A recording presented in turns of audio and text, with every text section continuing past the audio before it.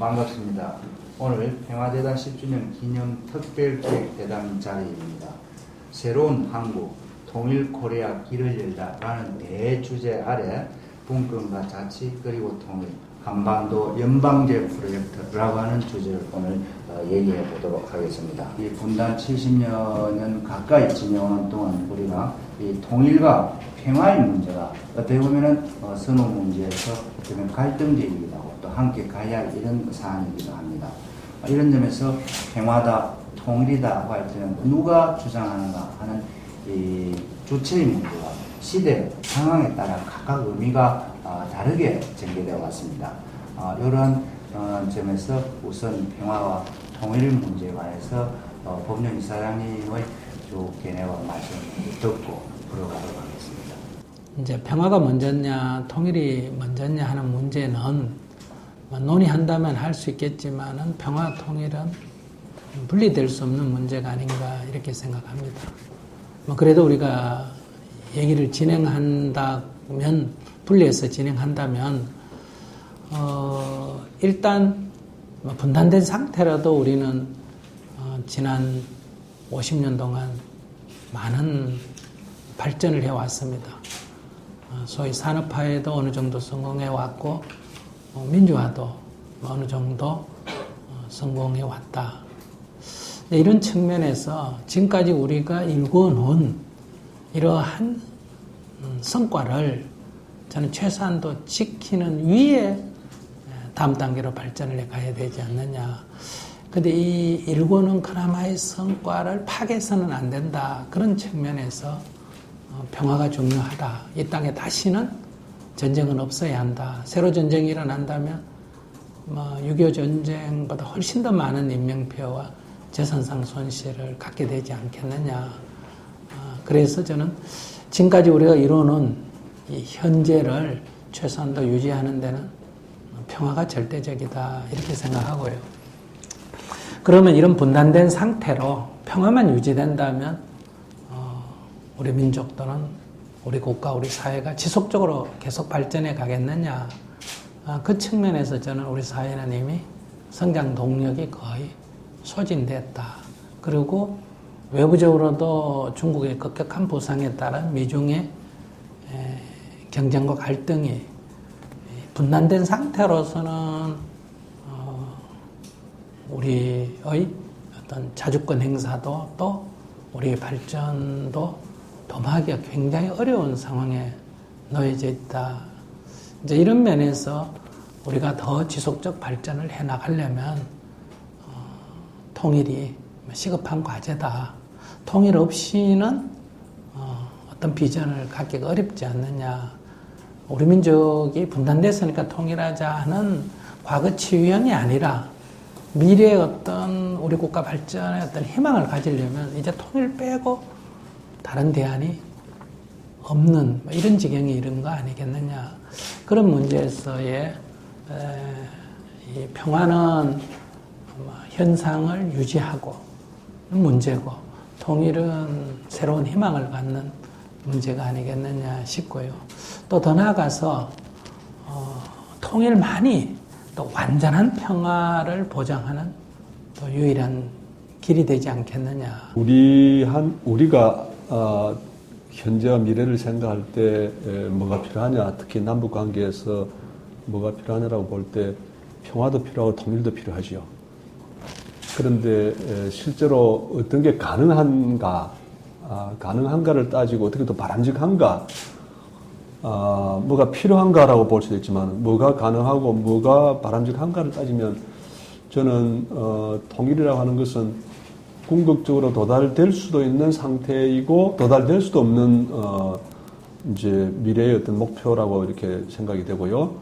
우리가 지금 현재 가능한 것은 일단 평화의 조건을 만들어내는 것, 평화의 조건을 만들고 지금 중단되어 있는 교류협력을 진행하고 또 이 교류협력이라는 안에 내용이 굉장히 많은 내용들이 포함이 되어 있는데 이것이 축적되고 확장되고 꾸준하게 교류협력이라는 건 뭐 인적 교류도 있고 스포츠 교류도 있고 또 경제 분야의 다양한 교류가 있는데 이것을 서로 지속적으로 추진하고 범위를 확대하고 이것이 또 축적이 되면 그럼 어느 이제 순간에 우리가 통일의 전망에 대해서 얘기할 수 있겠죠. 통일을 어느 시기에 어떤 형태로 또 어떻게 이 통일을 이룰 것인가라는 것을 이제 이야기를 할 수가 있는데 현실로는 저는 이제 평화의 뭐 지난 시기까지 뭐 여러 박정희 정부 때부터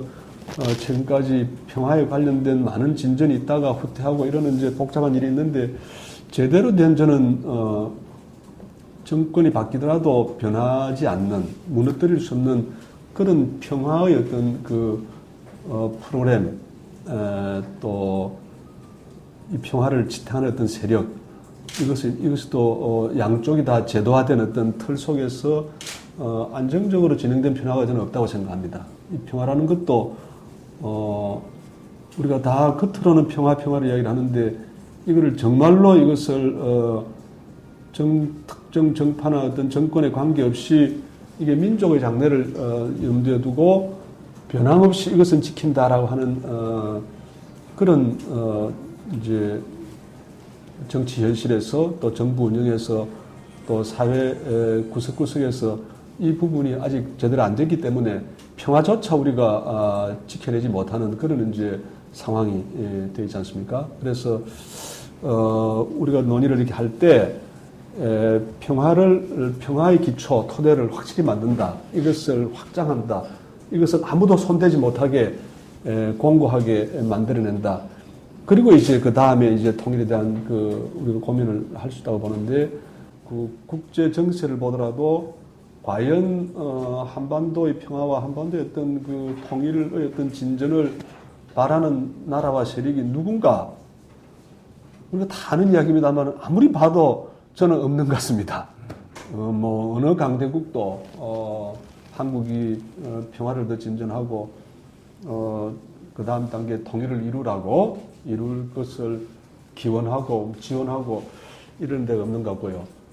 각 나라에도 보수 세력이 있고 진보 세력이 있는데 한반도 문제를 보는 거는 예를 들면 미국의 진보 세력이 한반도의 평화와 한반도의 어떤 통일을 원하냐 별로 그런 것 같지 않습니다.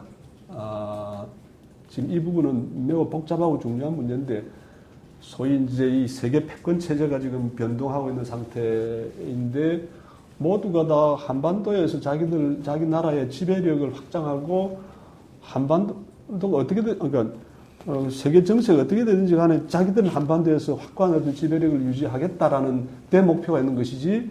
그래서 무슨 MD다 무슨 뭐다 이런 일들이 진행이 되는데 누구도 지금 그걸 바라지 않잖아요. 그런데 이 바깥에서의 그 변화와 각 나라의 강대국 내부의 어떤 세력이 남북한 각각의 세력들과 이러저러한 형태로 연결이 되어 있는 이 구조이기 때문에 이게 과거보다도 지금 상황이 예를 들어 공산권 몰락 이후 1990년대 2000년대 초중반 시기하고 지금 이렇게 비교해보면 지금 상황이 훨씬 더 악화되어 있고 지금 러시아가 우크라이나 침공하는 걸 보면은 전 세계 패권 세력들이 막가파식으로 지금 가고 있는 이런 시대로 지금 이 약육강식 우리가 그동안에 세계적으로는 평화체제고 어쩌고 꽤 기대하고 긴장의 끈을 놓고 있었는데 지금은 오히려 더 전 세계가 약육강식 비슷하게 소위 현실주의자들이 이야기하는 그런 어떤 힘과 힘이 지배하는 이런 시대로 지금 가고 있기 때문에 우리 남북한의 평화와 또 긴 목표로서 통일을 고민하는 우리 국내의 학자든 운동가든 시민이든 누구든 정말 저는 대단한 긴장감을 가지고 이 문제를 바라보지 않으면은 우리가 지난 민주정부 10년 동안에 평화를 확장하려고 북한을 방문하고 협정을 맺고 개성공단을 이렇게 열고 했던 모든 이런 일들도 우리가 그게 한순간에 다 날아갈 수 있다는 우리가 똑똑히 봤잖아요. 평화와 남북관계 진전, 남북관계 발전을 정말로 희망하는 그런 입장에 서 있는 사람들이 저는 정말로 이렇게 단단한 각오를 하고 이 문제를 이렇게 정밀하게 들여다보고 이것이 우리의 토론에서나 향후 어떤 정치적인 어떤 전개 과정에서 이것을 어떻게 풀 것인가에 대한 저는 굉장히 좀 많은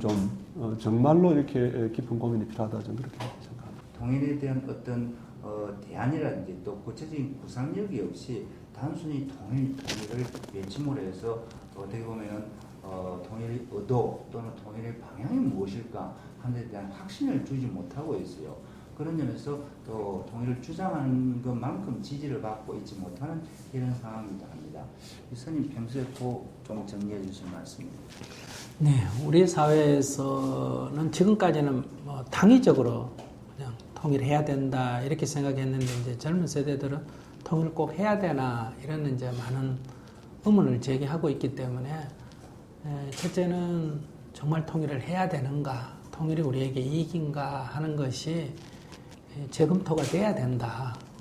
그냥 통일은 무조건 이익이다 하는 것만으로는 이미 그 분단 시대에 태어나서 자란 젊은이들에게는 설득되기 좀 어렵기 때문에 그래서 통일이 필요한가 하는 문제하고 두 번째는 통일이 가능한가 하는 문제, 우리 내부주의 조건이 세 번째는 이제 어떤 통일을 이룰 것인가 가능하다면 가능하기도 하고 통일한 이후에 시너지 효과가 나야 통일이 우리에게 필요한 거지 통일된 뒤에 더 나쁜 조건이 된다면 무조건 통일만 된다고 하는 주장은 안 될 거거든요. 쉽게 얘기하면 우리가 일제 식민지배를 받고 있을 때도 통일은 통일이죠. 분단은 안 됐으니까.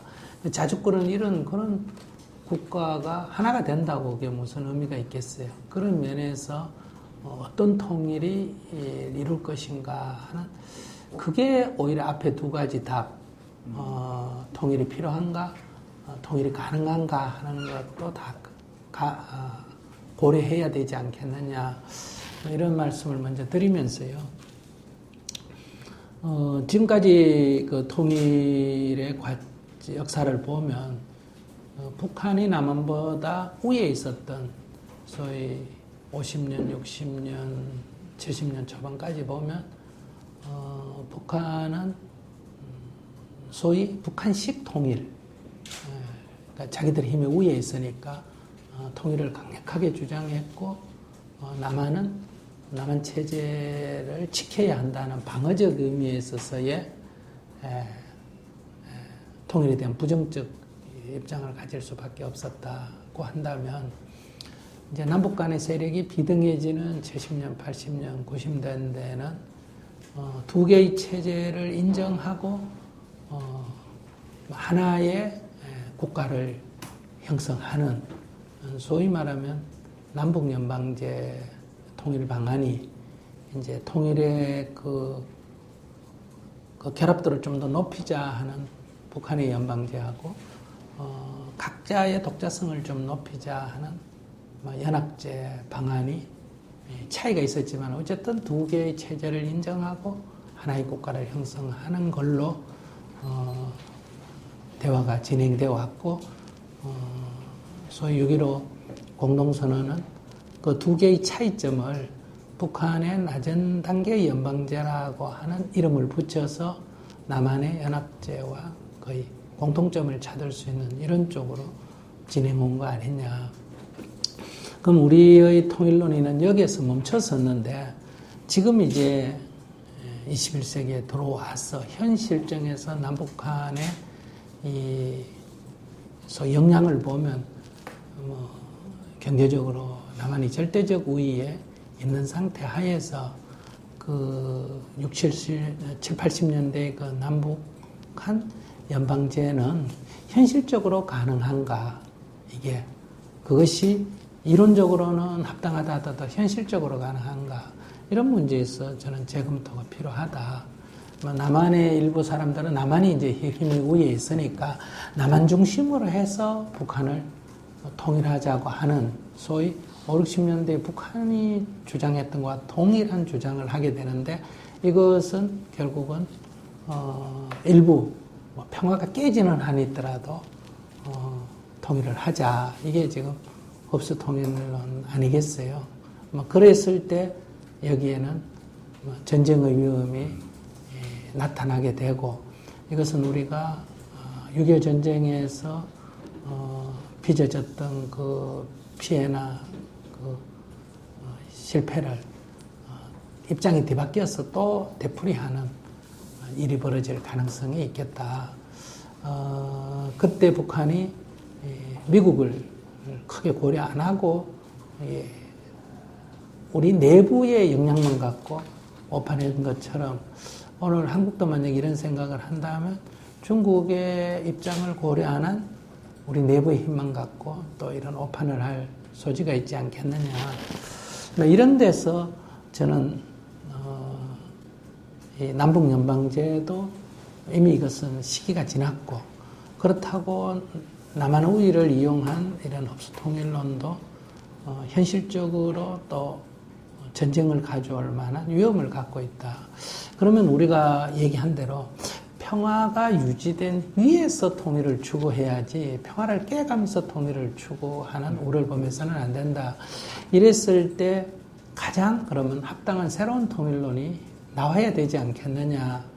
그런 데서 보면 남한 사회에는 민주주의가 발전을 하면서 소위 말해서 이렇게 지도자를 뽑는 선거 민주주의는 이루어졌는데 그 지도자가 권력을 행사하는 이 과정을 보면 임명된 지도자가 권력을 행사하는 거나 세습된 권력이 권력을 행사하는 거나 뽑아서 행사하는 건 행사하는 과정에는 아무런 차이가 없는 아직 이런 그 반쪽 민주주의 아니겠느냐.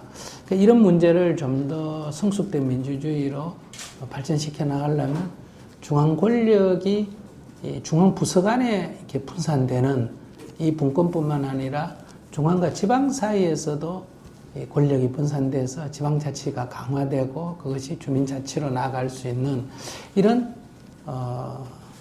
권력 분산이 이루어져야 권력이 행사될 때 시민이 자기 생활 속에서 일부 시민의 권리를 행사할 수 있는 이런 민주주의를 가져올 수 있지 않느냐 하는 이 남한의 민주주의 발전이라는 요구적 측면가 하나 있고, 그런 면에서 저는 남한 안에서만이라도 이미 지방분권이 이루어져야 된다. 그래서 준연방제식으로 나가야 되지 않느냐 하는 이런 문제가 있는데, 그러면 남북 통일까지 대비해서 본다면 남북한의 두 개의 권력에서 남한이 절대적 우위에 있는 이 두 개의 권력이 결합한다면 북한은 자기 체제를 포기해야 되거나 안 그러면 남한에 흡수되는 문제에 있어서 강력한 저항을 할 수밖에 없지 않겠느냐.